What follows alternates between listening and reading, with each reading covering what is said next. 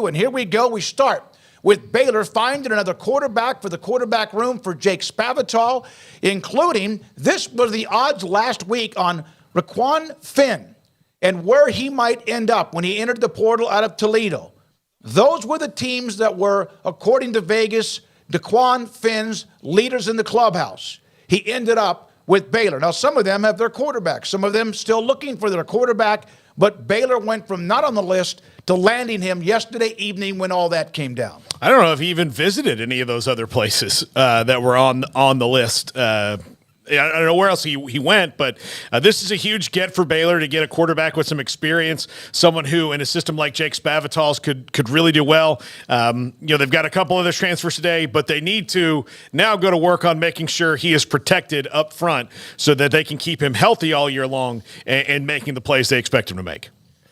Yeah, it's big news for them. Right with signing day coming up, they didn't have a whole lot of momentum going on these last few days in comparison to, let's say, a TCU or a Texas who are red hot right now in the portal and just in the build up to signing day. So they really needed to kind of have something break and fall their way. And certainly with the Malik Murphy rescheduling and just the vacancy there at quarterback and Blake Shapen having already moved on, I mean, something really needed to give at the quarterback spot to give you some confidence in that room and give you some confidence in kind of the direction. And he seemed to be the logical guy, especially after Malik Murphy's rescheduling, which who knows if that ever gets rescheduled to where he visits Waco. At this point, doesn't seem like he probably would. It just doesn't make too much sense if he's got other suitors and they now have Daquan Finn in the fold.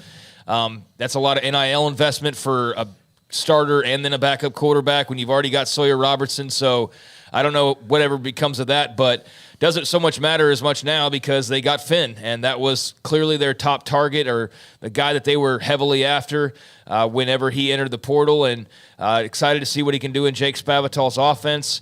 Be good competition for Sawyer Robertson, who needs some competition, who needs a veteran to help push him and help him grow as well. And obviously, I don't know what to make of the Vegas stuff. It sounds like just throwing stuff out there, quite frankly, and probably having enough gullible people to bet on something like that, because I don't know that he was even whispered to have even been involved with half the teams on that list. So beats me there, but I mean, a good get for Dave Aranda and company, and they desperately need some good news sprinkled in throughout these next few weeks, and so that's a big piece right there. I haven't seen this, but Timothy Keel, appreciate you. Timothy, Malik Murphy visiting Louisville, which, of course, is Teddy Bridgewater, among what others who have been to Louisville. Baylor also received a verbal commitment from safety Cameron Jenkins, Caden's brother, who's at UNLV, and nose tackle Tonga Lolahea. He is a nose tackle who's at Tyler Junior College. So with Thomas, and we're going to get to all the other schools. Ole Miss loaded up over the last few days, among others.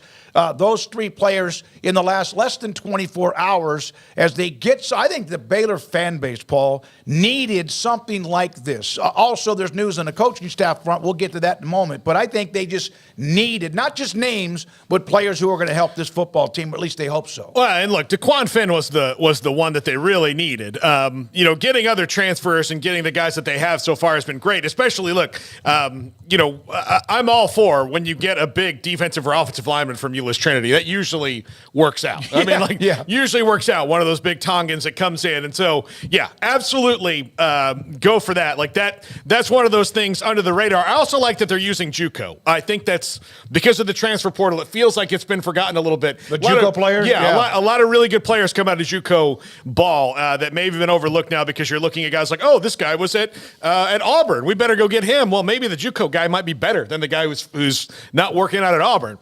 Just my opinion. But they did need some good news. Look, they love Caden Jenkins, right? And now they have his twin brother in fold. So, the double mint gum of the secondary sounds pretty awesome to me if I'm a Baylor fan. And then if you can keep getting guys out of the portal, especially if you get bigger guys out of the portal and those guys up front, that is going to help you win. I do think that Jake Spavital is the key here. I don't think that if they don't have a coordinator like Jake Spavital, they get a quarterback like Daquan Finn. And, You can look at his record with quarterbacks. Like, he puts up numbers. He's put guys in the league. So this is someone who's going to be wherever he is, regardless of what's happened at that school in years previous. You're going to say, well, I bet you he's going to get me some numbers. Yeah. Craig, as far as all of them combined, how much do you feel like the feel good? Just like when the coaching staff started to fill up a little bit, and now there's an opening again. But what that meant to get a few of these names, especially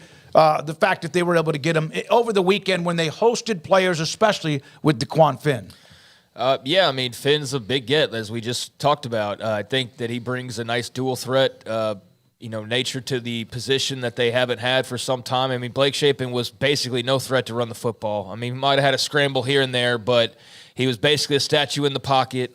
And when he got loose, it was slow motion and it was off balance, and it wasn't the type of a runner that you could see come next year with DeQuan Finn. So I think that's exciting and an element that they haven't had since Gary Bohannon was here probably about 3 years ago. And Gary Bohannon wasn't some great runner, don't get me wrong, but he was solid enough to be able to get you in the end zone on occasion. And Shapen could do that from time to time, but it was just few and far between, and maybe his numbers were just skewed by all the sack yardage. I don't know. But DeQuan Finn's a guy who runs for over 500 yards and has multiple touchdowns pretty much every single season.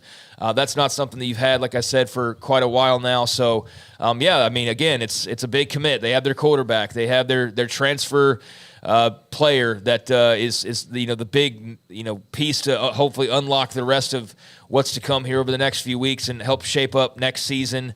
But he and Sawyer Robertson will be a nice duel along with R.J. Martinez and the springtime, and we'll see Nate Bennett come along as well at some point. But they needed this to not only have kind of a stopgap and let Robertson continue to mature, but just have competition in that room. And then, when it comes to Cameron Jenkins, I mean, obviously there's an in there with his brother Caden.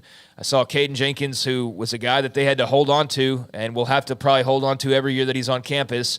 He's obviously excited about being able to play with his brother who's been at, UNLV. So, I mean, that's a position as well, or just a grouping there in the secondary, but at safety where they definitely need a lot of help. They were not very good at the safety spot and most places on the defense this past season. So you needed an upgrade there, and you've got plenty of familiarity that also hopefully makes your young burgeoning star and Caden Jenkins happy, and who will be playing alongside his brother now in that secondary. And, then as you pointed out, you also go JUCO for Tonga Simeone Lola Hea, and I might be pronouncing that somewhat wrong. Give me some time on that. But, he seems to have the size and comes from a program that's had a lot of success here with TJC over the last few years. And as Paul pointed out, maybe once in a while JUCO's the way to go, as opposed to just going and grabbing the guy from whatever school A, B, or C in the transfer portal. So, they produce talent. There's a lot of good JUCO players out there, and they need help up front. So, I mean, all of these, give them some nice dose of positive news in, a few-day stretch where there hasn't been a whole lot to talk about. Well, and there may be more. Who knows what still might happen. Jenkins had 32 tackles, no picks or anything like that when he was at UNLV, but he's also just a freshman coming out of where his brother was as well, and a nice, really good freshman All-American year for Caden. Now,